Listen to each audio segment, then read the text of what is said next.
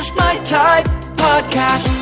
Here we go. Hello, hello, around the block and around the world. This is where we discuss, debate, and deliberate all things diabetes. My name is Dobie Maxwell, representing type 2, proudly representing type 1, the vivacious, effervescent, and always in the know, Ms. Sami Parker. Sami, haven't asked you in a while. How are your blood sugars hanging? You know, Dobie, they're doing pretty good. I'm chilling at like 130 right now. Mm-hmm. But before we dive in, I'm excited to announce that this week, both of our episodes are sponsored by Mr. Tom's Spirit from List Distillery. Elizabeth and I were just talking about how much we loved their small batch vodka and gin flavors last night. Mm-hmm. She actually was drinking the raspberry mint gin in her gin and tonic, and I made myself my favorite, a ginger lime Moscow Mule. So after an entire cocktail hour, my blood sugars actually were steady, and they were just shy of 120, which is shocking.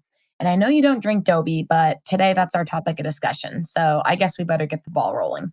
So my grandpa made this big production out of, this is the age I'm going to start screwing up. We came home and he said, all right, this is where I started smoking. I want you to start smoking. Here's a carton of cigarettes with your name on it.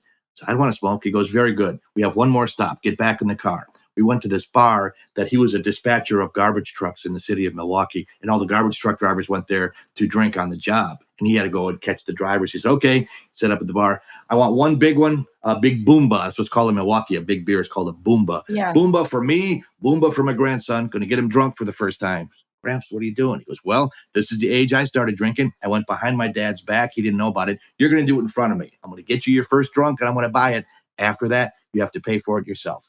And it was so repulsive to me that I never wanted to do it. So he said on his deathbed, he died when I was just turning 18. And he said, your dad couldn't stay away. I couldn't stay away. Your uncle couldn't do it. He goes, you're on the peak of a house. You can have a great life. Alcohol is never going to help you. He goes, I'm on my deathbed. No one is ever on their deathbed saying, I wish I'd have got drunk more. So that left such an impression on me that I never drank in my entire life. And people have been trying to slip me drinks for years. You know, oh, come on, just once. I have never had a sip of alcohol. I don't judge anyone else that does. And in my profession as a comedian, believe me, I have entertained more drunks than I can count. So we're not here judging anybody. We're just talking about it. As Sami said, it's a reality of life. So just want to set that parameter before we go into it, because you got some pretty good stories, Sami, and I know I want to hear them. Yeah, I do have some pretty good stories. No, that's really fascinating, though. It also shows a lot of willpower because a lot of people don't. And I think, especially like in high school, I didn't drink at all in high school. I made a bet with myself I'd wait till I graduated. And it was just something because I dealt with diabetes. I was like, well, I put myself through more of a difficult time in high school and have to worry my parents in high school and all of that. So I was like, I'm just not going to drink until I graduate. But like every other kid, I went to college and I mean, very open communication in my household. So the discussion of alcohol is like not something where it's like, you don't drink. And if you do, you're done. Like, that's not how I was raised. It was very much like, even in high school, if you want a drink, we'd rather you come to us and we'll make you a drink than you go get hammered at a party. Or worse yet, drive to the party and drive home from the party. Yeah. And I think that's something that a lot of parents think if they say that, it's allowing like open door policy of just like, you can be drunk whenever, then you can go out and drink. And maybe it is with some kids, but my parents got lucky and that didn't make me and my sister go drink. It just made us like, the fact that they trusted us and were like, if you want a drink, come to us. We'd rather make you one. I was like, I don't need a drink. I don't care. Doesn't that take the fun out of it? It's perfect parent psychology. Yeah. And it wasn't even like they were doing it on purpose. They just, and I think obviously if I like had gone to a party and was hammered and I called my mom, her biggest thing isn't even like, it would be more just like, what did I do wrong to make her want to be hammered? Oh, interesting angle. Okay. Which sounds hilarious, but that's truthfully. Like, she'd be like, what did I do that I wanted to make her get hammered, or what's going on in her life that she wants to be hammered? So anyways, moving on to stories though. I've had like 3 like stories. Let me ask you this going in. Was there law enforcement involved in any of the stories? No, absolutely Then not. they're not good stories. No, I'm kidding. Gotta have the cops show up or it's not a good story. Yeah, exactly. No, so in college, freshman year I went in and I still wasn't drinking that much. I didn't even take a first shot until I was like late first semester, like November, December. Again, not a drinker really. Even at formal, like I didn't really drink. I just didn't like to. Did you think you pulled the D card? Did people know, oh, she's diabetic, she's not going to drink? Or were they trying to get you drunk just to laugh at you? No, I mean, I've always gotten like the pressure of getting drunk, but I'm very disciplined for myself where I'm like, that's not going to do anything to me. Like if you think that you pressuring me to have a drink right now is going to work, then you're a psycho. A lot of psychos out there though. Yeah, so that didn't do anything.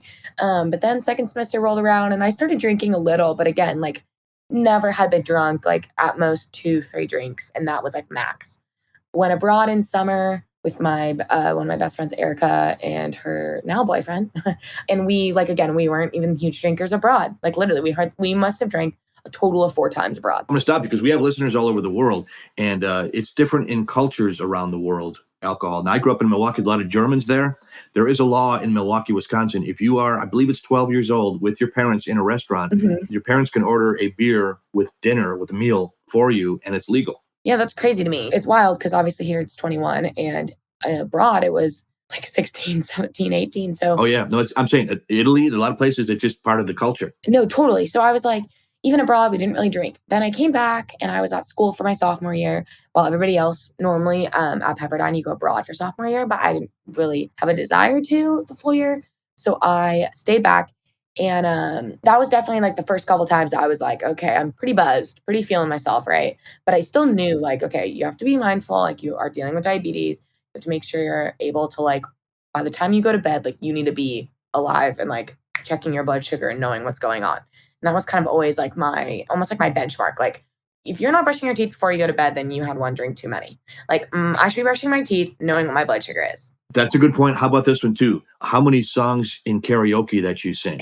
That depends on if you got 4 songs, you are 3 sheets to the wind and you are exactly full on drunk. Yes, exactly. So I was like, at that point, I was still fine. I went home for COVID, which was in like February, and didn't really drink at all during quarantine other than like my birthday, my sister's, and my parents are, again, not huge drinkers. Like when we all go out, we'll get a drink together, but they're not like ever, hey guys, let's have like a wine drunk night. Like that's just not them. Well, it's moderation. Yeah, and my dad makes the best drinks. So he like, if we're gonna have a drink, he's gonna make us like a nice drink and we're all having dinner. So again, didn't really drink. Then going into that summer, I was on metformin still, which I know we've talked about as type 2 diabetes medication. It's really hard on the liver. And so they tell you to like, don't drink that much when you're on metformin. So that was another reason I was like, okay, like I don't drink in general a lot anyways. And then also the metformin. So now I'd started a new medication during COVID, like we talked about in the depression and anxiety episode. Which you could listen to at any time you want. Yes. For listeners, we have other episodes. We'll just refer to it. Okay, go ahead. Go check it out. And I was on Zoloft, and I still am, but I was on it. I just started it, and I didn't know that for some reason when you're on an anti-anxiety, antidepressant medication, it causes you to be a lot tipsier faster and drunk way quicker. So I had no idea, and I was told that it did, but I was being ignorant. I was being invincible.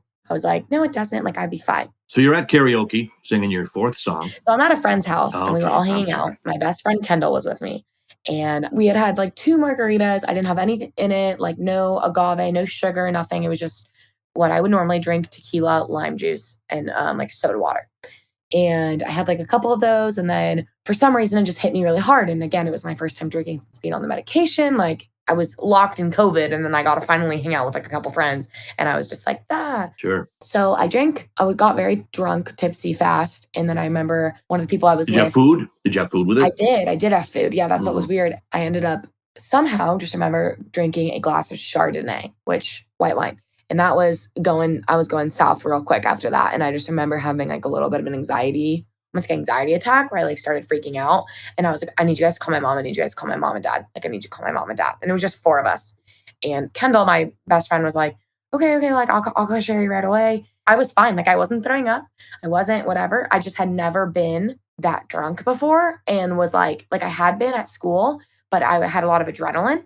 And this time I was on the new medication. I was still on metformin. So like I had like 2-3 things working against me: diabetes, metformin, and Zoloft. And I was just, the anxiety was rolling. And so my parents ended up coming at like 11:30 that night. They came and picked me up from my friend's house. It was literally 4 of us there. They grabbed me. They came back. My mom stayed in bed with me. I ended up, waking up sick. I ended up throwing up that night. I didn't have any memory. I was so drunk. Yeah, I didn't even remember. Like, well, I'm going to cross-examine you like an attorney here. Okay, Ms. Parker, On the night of February 7th, when you were blasted off your keister. Yes. No, I want to know, like Chardonnay doesn't have that much alcohol in it. So you said you had 2 margaritas before that? No, because I'd already had margaritas. And so significant, yeah, right. Yeah. Significant alcohol in the margarita. Exactly. So I'm curious as why the Chardonnay tipped you off. It just seems unusual. When you mix alcohol, sometimes it can cause like a later, like you just get a little more drunker quicker because you're mixing a bunch. So it can kind of cause confusion. I got you. And so I was at that point. And then obviously when you drink, you want to eat a lot, whatever. So I just came home and my blood sugars, like my mom's a blessing. She slept in my bed with me and was literally just making sure my blood sugars were okay all night. And so after that, I had a big learning lesson there. And I was like, okay, this is never going to happen again. Like I've already learned my lesson. I'm good to go. So now COVID, still happening, but I go back down to school. I finally, after that, I was like, I'm not going to drink to my 21st birthday. So I didn't drink for a year from that point, or basically like 2 months shy of a year. And I was like, I'm not drinking like for a year. I told myself like, nope, you're not. So I didn't drink for the year. I had met when I was dating my ex-boyfriend, we had met during COVID. So he wasn't drinking either just because, which is crazy, but timing, but he was like, I just wanted to take off a year to like basically prove to myself I don't need alcohol to have fun. So it was like perfect timing, whatever. Didn't drink, never had the problem, didn't worry about it. My 21st birthday rolls around. Should we check the court documents or should we hear the story from you? Maybe check the court documents. Maybe check the doctors. People have 21st birthday stories, exactly. Actually, I'd go call the doctor's office because you'll like this one. All right. Okay. I like that. I like the first one. This one's the ultimate 21 story. So classically, whatever, turn 21, have a drink on my birthday with my family, with my parents, my boyfriend at the time, my sister, her boyfriend. Dad made the drinks? No, we were out and about, but I literally only had like 2 drinks, 3 drinks over a period of like 5 hours. So I was totally fine. You're okay. Now, fast forward 3-4 months. I'm in Santa Barbara and I was out in the town with, again, ex-boyfriend, his good friend, and a couple of Kardashians. Yeah, and the Kardashians. And then like Chloe came and hung out with me. No, I'm kidding. And then Selena Gomez showed up for a game of pool. Yes, exactly. And so we were out and about. We went to sushi and ignorance on my behalf. What do you eat with sushi? Little sidetrack there, Miss Plant-Based. You don't eat the raw fish. Miss Veggie Roll, baby. That's enough for you? Yeah, but I only got one veggie roll this night. And I was like, this is not a good thing. I only got one veggie roll and I was having some sake. Not knowing that a sake serving's very small, I was having 3 sakes. Okay, so I was fine after even the 3. Moving on, go to another place. Needless to say, again, mixed too much alcohol. Thought I was fine. Thought I could have handled it because I had drank like that a different night and was totally fine, like completely no issues. So I was like, oh yeah, like I'll be fine on this. Well, I only had a veggie roll really, which is nothing. So, needless to say, I'm out at a bar, we're dancing. I was definitely feeling myself here. A song comes on, I grew up dancing. So I'm like, oh my God, everybody, this song I had to dance to. So I start literally like dancing, moving around, and my foot slips, rolls over the side. And I'm like, like over my platform sandal, but I'm like, oh, I'm fine. Keep bopping around. Now, ex-boyfriend's roommate is like, here, I guess I was like, buy me another drink. But I don't even remember saying that at this point. It's on the security cam. We'll play it back after the episode. Yep. And so I start, like I'm just still going, drinking. That night, I just remember being in the house and I was over the toilet. And I remember my boyfriend was sitting there and he had my phone up with my blood sugars on my Dexcom. And it was 2 a.m. in the morning. And he was on the phone with my sister, being like, Sabrina, it's like 1:30, 2:30.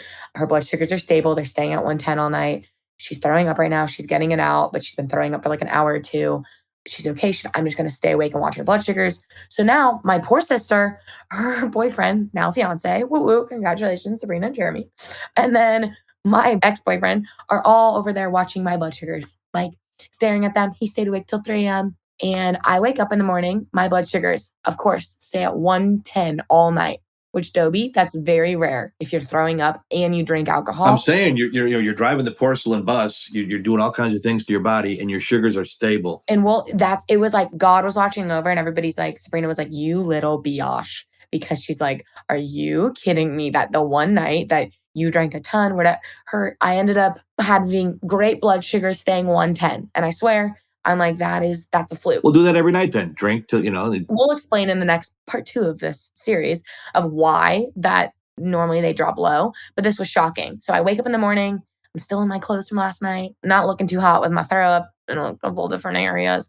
And then I stepped down we to got step. people eating here, Sami. Yeah, I got to step down and I'd broken my foot No. at 21. So at 21 years old, I had a night out on the town. I got sick. I had to deal with blood sugars. Well, my boyfriend at the time had to.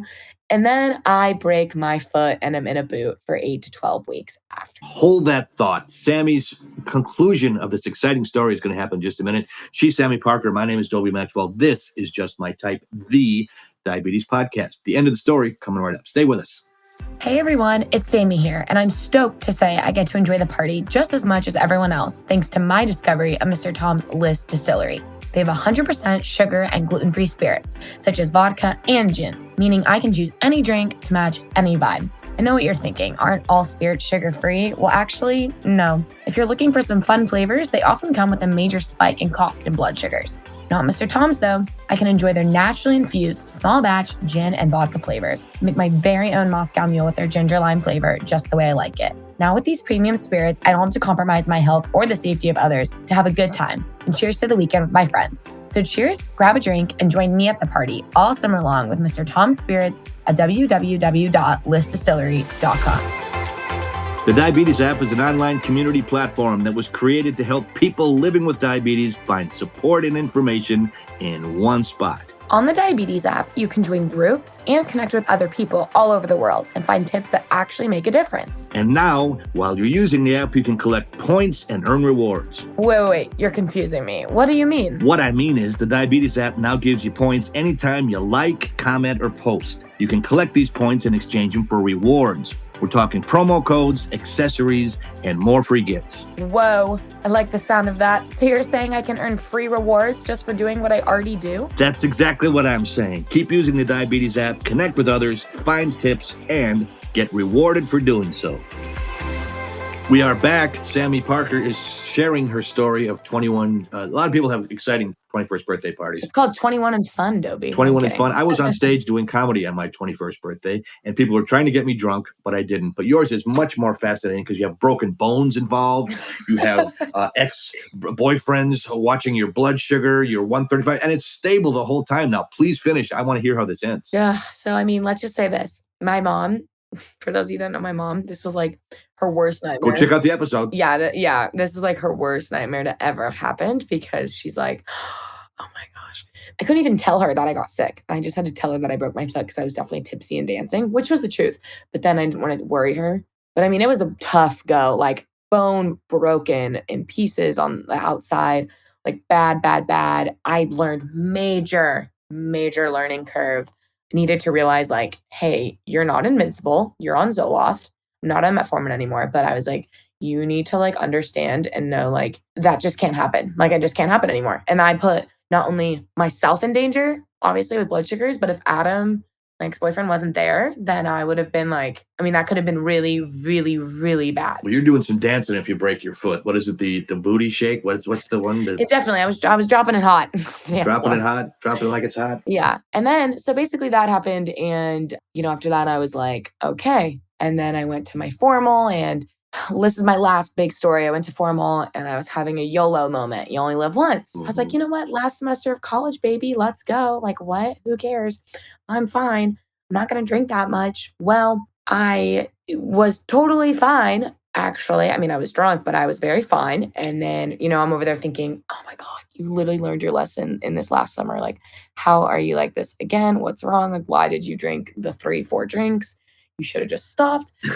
But I ended up eating whatever food was there. I don't even remember what food was there, but I ended up eating something because as we all know, alcohol makes you very hungry. So that caused high blood sugars for Sami and a little nausea for Sami. And then I just ended up literally again. Well, this actually is classic. I ended up calling my friend Kendall, same one that was with me the first time. I'm like, Kendall, can you come get me? Again, not my hottest moments. Totally not encouraging this because it's honestly horrifying. And the fact that I'm saying all these in a row makes me sound terrible. But it's also reality. And I'm like, if I have 3 bad occasions ever in my life and only one of them or 2 of them I threw up. You're still young, kid. A lot of opportunity for bad experiences to come. Yeah, I'm like, I think I'm doing okay. But you're doing great. She came and got me, went back to my apartment. And then my lovely parents get a phone call because Kendall calls my sister Sabrina. Sabrina calls my parents. They come. And you know what I wake up to? I wake up in my childhood bedroom that I'm in right now Mm. in the morning going, didn't I go to formal last night? And I wake up staring at my bedroom. Now, is that not a story? Imagine you're in college, you're like, I'm at formal, whatever. And you wake up and you're like, how did I end up here? It's like a movie. It's like Cinderella, Right? The Wizard of Oz, back in Kansas. So problematic. And then after that, now I've been a clean slate and I've learned my lessons. But the reason I'm sharing all these is basically because if you are in college listening or you're out of college listening or you're in high school, alcohol is obviously something that is very prevalent and around.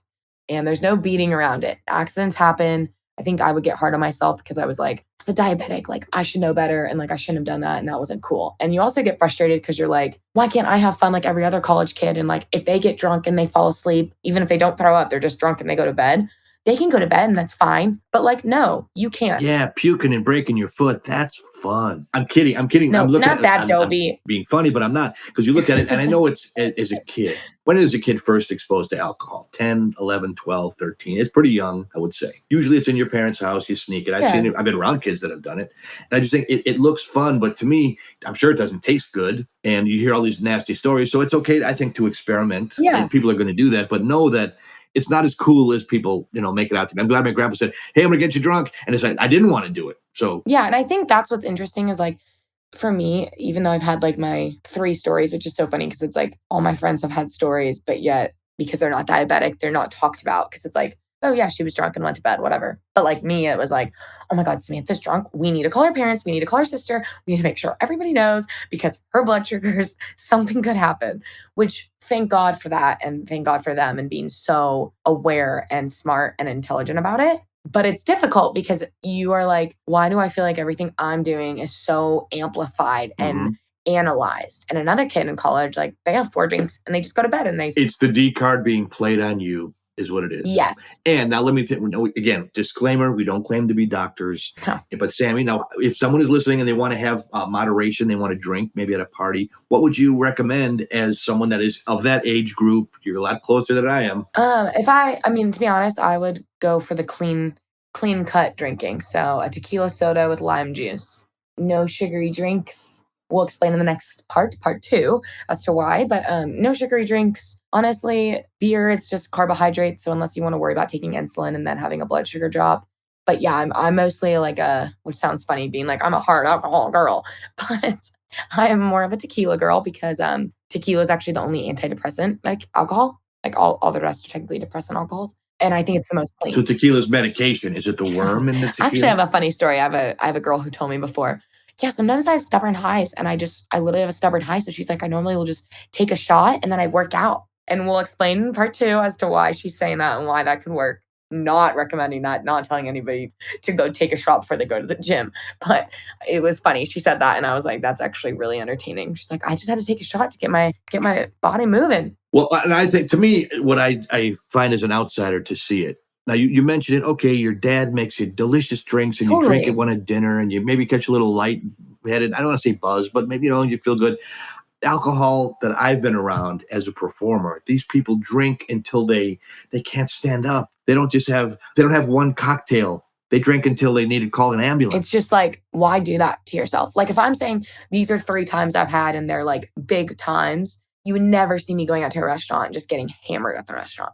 Like that's just not me. It should be a social thing. Like you get a drink with somebody or like, it shouldn't be this like, I need to be hammered. But I guess you don't come from the same place I do. In Milwaukee. No, but there are people in my town. And let me tell you, they're the same place, the same day, just drinking. I know it hides problems, but it doesn't make them go away. And again, I'm not trying to be any prude or stop or anything. It's just, hey, have 1 or 2 and a couple and enjoy it. But boy, go off the deep end. It's not good. I don't care if you have diabetes or not. Yeah. Chill out there, bro. No, totally. Sammy, we are peeling the onion of our characters and our personal stories. I didn't never heard that one before. That was fascinating. Oh, yes. Good times. We got to hang it up for now. We have another episode. We're going to talk more about this coming up, but that was really cool. Yeah. Well, we have a question of the pod still for this one. So before we move on to part 2, our question of the pod is, what's your favorite cocktail or mocktail, Dobie? Well, obviously be a mocktail. The Bloody Mary mix. You know what that is? Kind of like spicy tomato Yes. juice. And to me in the summertime, that is really good. Now, Elizabeth, our